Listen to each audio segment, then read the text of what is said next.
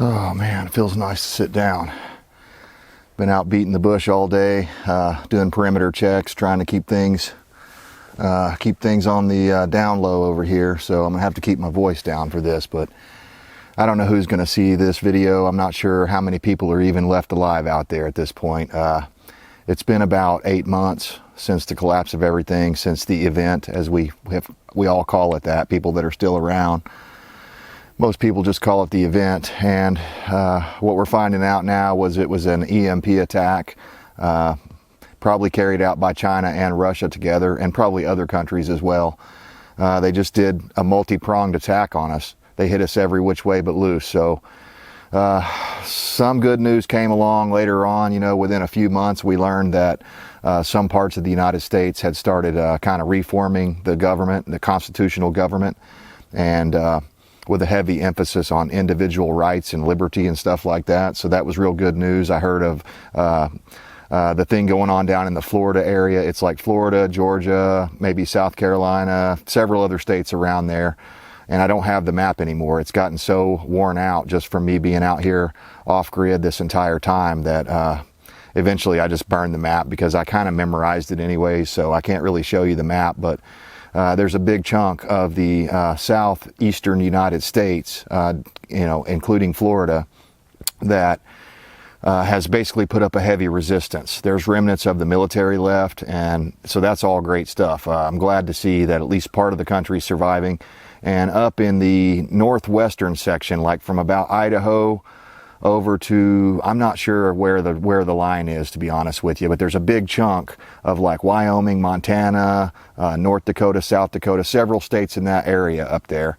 It doesn't go down into Colorado, unfortunately, but several of the northern states are backing Kristi Noem, and DeSantis and Noem are both doing the same thing. They're trying to reestablish law and order, rule of law, things like that. But I'm in the central United States, and we've been calling it the gray zone. It's basically a no man's land here. So we're constantly just fighting off marauders and stuff like that. That's been up until about the 6 or 7 month point. Marauders has been our #1 concern. But suddenly that has kind of dropped off. We're only seeing like groups of marauders now about once every 2 weeks, so it's not nearly as big of an event. We were seeing them like every other day or every day sometimes, people coming around trying to just, you know, people that made it out of the cities and made it out of the suburbs and stuff that were passing through here, trying to come over and get supplies. Not all of them were bad, but many of them were. And I talked to you before, that's how I got a hold of this camo. One group of people were trying to come into our area and steal our supplies, so we had to engage them, and I got myself some pants out of the deal. And so it's 8 months in. We think it's about September, sometime in mid-September or earlier to mid-September. We can tell that the sun isn't staying out. We don't have as many hours of daylight, so we're starting to shift our focus on how we're going to survive out here off-grid through the winter, because it's been tough enough with this brutal heat wave we've had this year. It's just been terrible. Mosquitoes are terrible, ticks and chiggers are terrible, so it's constantly a battle. But yeah, the reason I mentioned my pants here is I'm about to wear them out. I mean, I wear these things almost every day, and that's one regret that I have, that if I could go back in time, I would have put less emphasis on gray man theory, as far as like surviving in the cities and around other people, and I would have put more emphasis on surviving away from everyone. And that's what my wife and I have been doing, and we've managed to live this long. And I don't know if I said it before or not, but we guess, and we've heard reports, that at least 80 to 90% of the population that was here in the gray zone is now gone. And that's actually becoming more and more apparent to me as I go out scouting and looking for supplies and resources and trying to make, you know, friends with other farmers around here so that we'll have, you know, people to trade with and people to work with and stuff like that. As I'm doing that, I'm having to go farther and farther before I even see any people. I mean, it's really wild. I've probably gone out 5 miles in every direction, or just about 5 miles in every direction around my property here, and there is no one around. So that's all good news. So my wife and I have actually been able to get more rest here lately, and it's just been a better deal, a lot more comfortable. We can focus on the things that we're working with, you know, like purifying water and different things like that. We still have the pond, even though it's been a hard drought this year. the pond has stayed full enough that we're able to, you know, purify that water and drink it. We filter it and then we boil it. Although I'll tell you this, about 2 weeks ago, I didn't boil up some water long enough. I think I only boiled it for like 3 minutes, and we normally boil for like 7 to 10 minutes. So I was in a hurry that day. Something came along. I started hearing gunshots in the background or something, and I kind of just grabbed the water, dumped it in the bucket, and I thought, hey, that'll be good enough. Well, later on that evening, I started having an upset stomach, and I had dysentery for several days, and it was brutal out here. With no proper bed to get into, no proper house to live in, you know, inside of. So that was a really hard lesson learned, and I'm lucky that it only lasted a few days. Some people can get it for up to a month, I've heard. So that can just be debilitating out here. So if you're here in this video, be very cautious. These waters around here have the types of biology or biomes or whatever you'd say, you know, parasites inside of them that you can actually get dysentery, and man, that'll put you out of the fight. So my wife had to do double duty for several days while I was just kind of, you know, feeling puny and weak, and she was smart enough. She's been bringing me a lot of different vitamin C and stuff, or when I was going through that was actually a couple weeks ago, so a lot better now. But yeah, it just really upset everything, and it's just a terrible situation to be in when you can't get a proper shower out here. Now, we take baths down in the pond and stuff like that, and that's been great.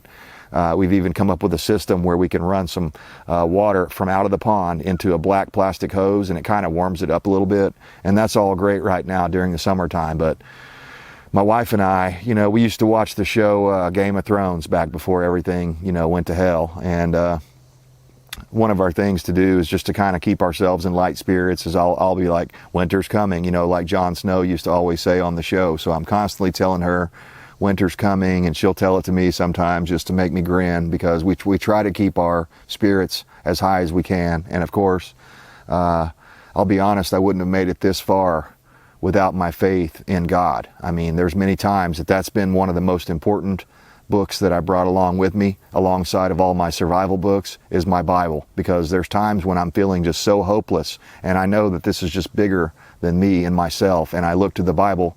And what's so weird about it is oftentimes I won't even be looking for anything in particular, and I'll just flip it open and I'll just start reading, and it'll be exactly what I need to hear at that moment. I can't explain it. I don't know if that's divine intervention or the hand of God speaking to me, but I've been using that as I guess a kind of a crutch to help me mentally get through all this stuff we're going through. So I think that's very important. You know, this stuff is bigger than us. But yeah, I want to get into the bad news now. It's not all been just great news since the Marauders stopped coming around as often. The bad news is this.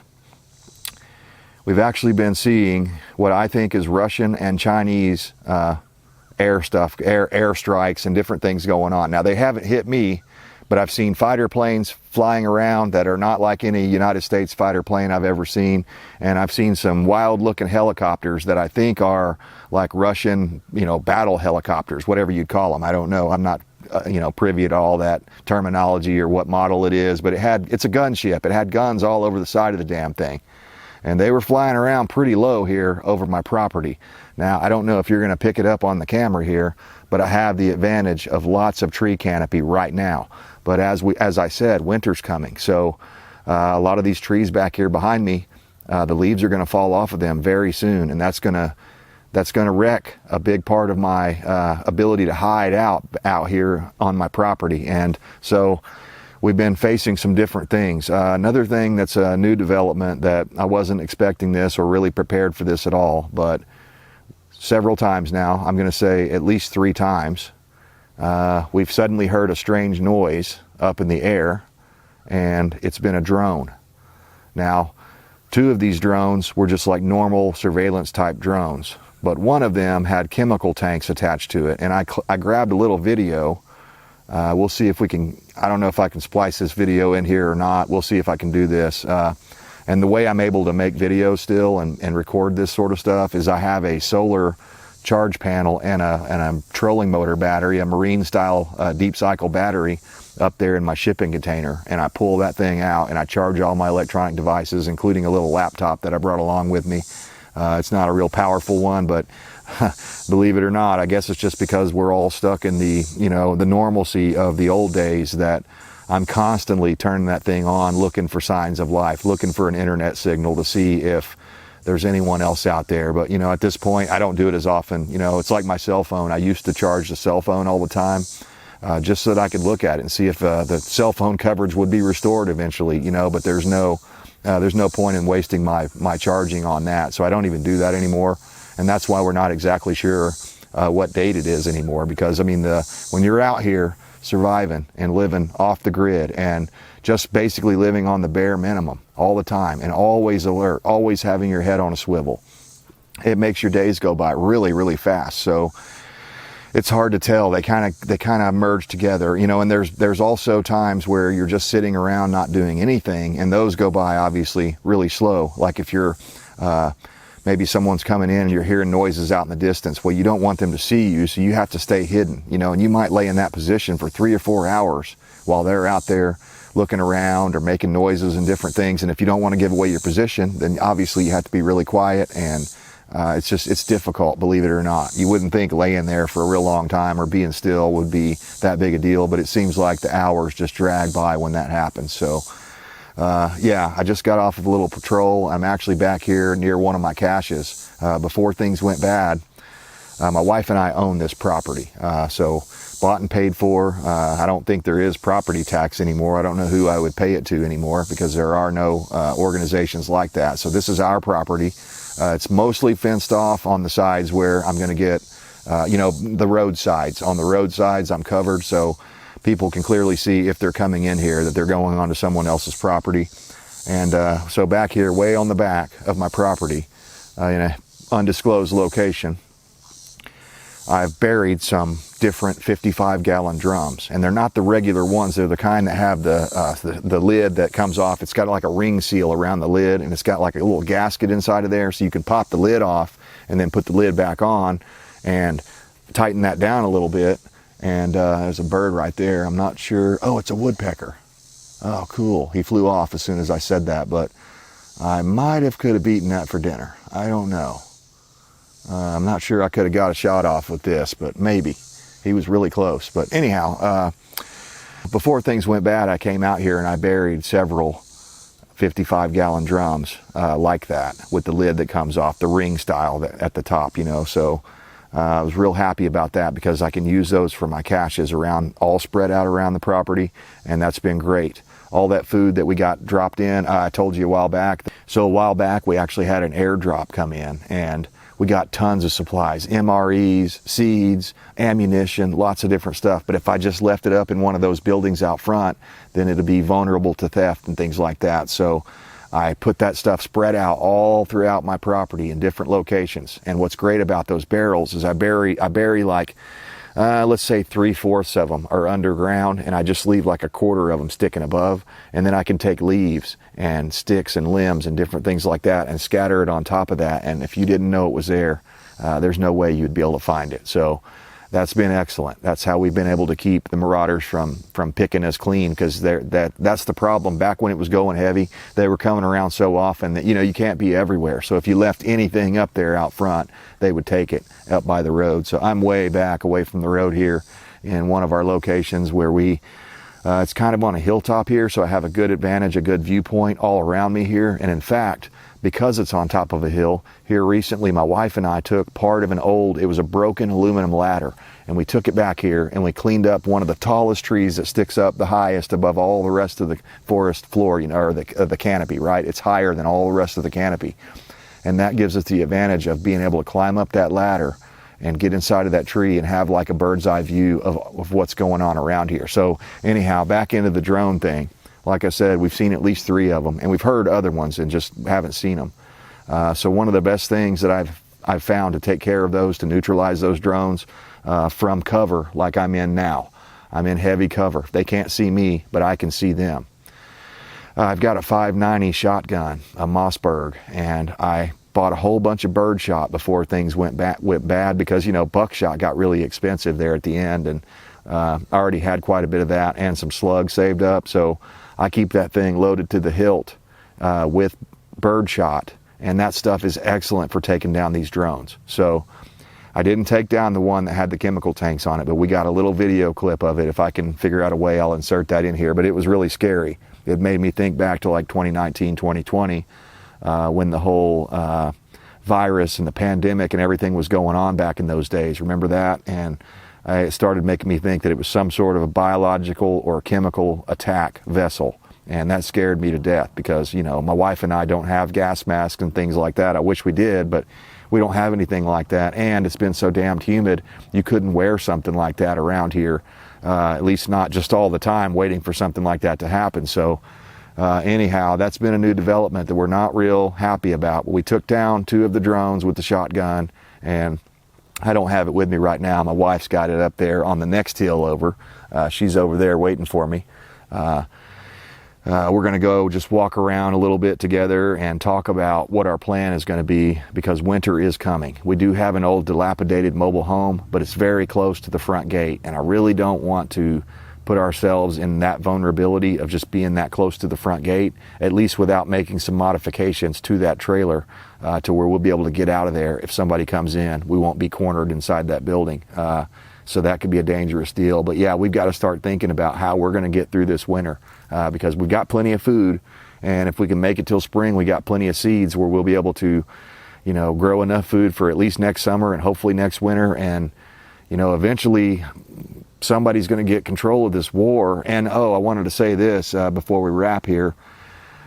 For the first time in my life, you know, I've seen a ton of videos and movies online and stuff about like attack helicopters and different things like that, you know, dog fights in the sky and things like that. But I have never seen one until recently.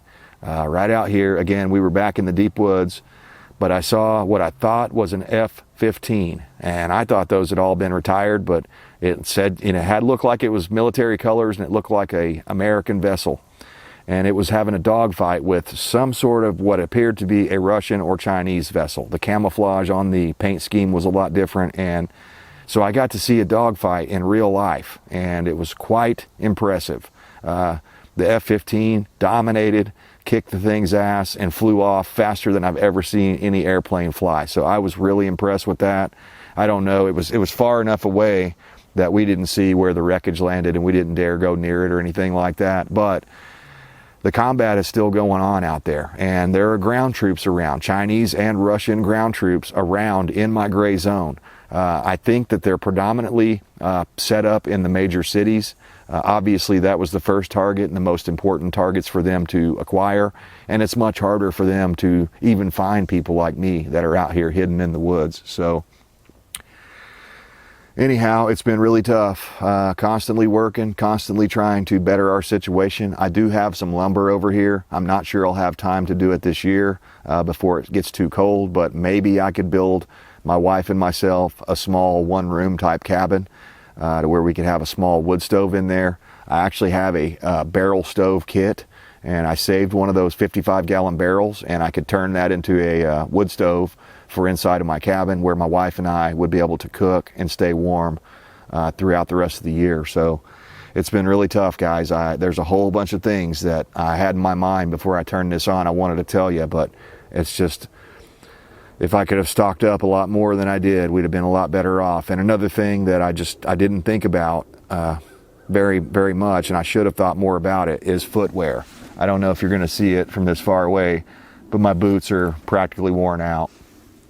The other one here, I've got tape on it and stuff, holding it together, keeping my toes from poking out. So I really wish that I would have, you know, thought about that and grabbed myself another pair of hiking or work boots or whatever, because I'm wearing out my shoes at an alarming rate. And it's just because I'm out here, you know, banging trails and you know, cutting new trails and things like that, and trying to give my wife and myself as many tactical advantages as we can have.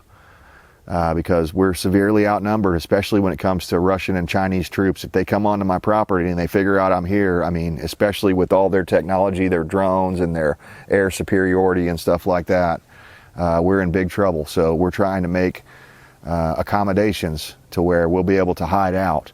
I've still got a couple of those spots around that I've dug up, just a hole in the ground with a little wooden lid with, you know, debris and stuff on top of it. If we have to, we'll make a bigger version of that and just dig in at the top of a hill somewhere and just camouflage the place as best as we can, and hope for a short, mild winter, because if it's a hard, cold, long winter, we're in real trouble. Okay, guys, I've got to shut the video off now. I'm hearing something. God bless you. God bless the United States of America for as long as it lasts.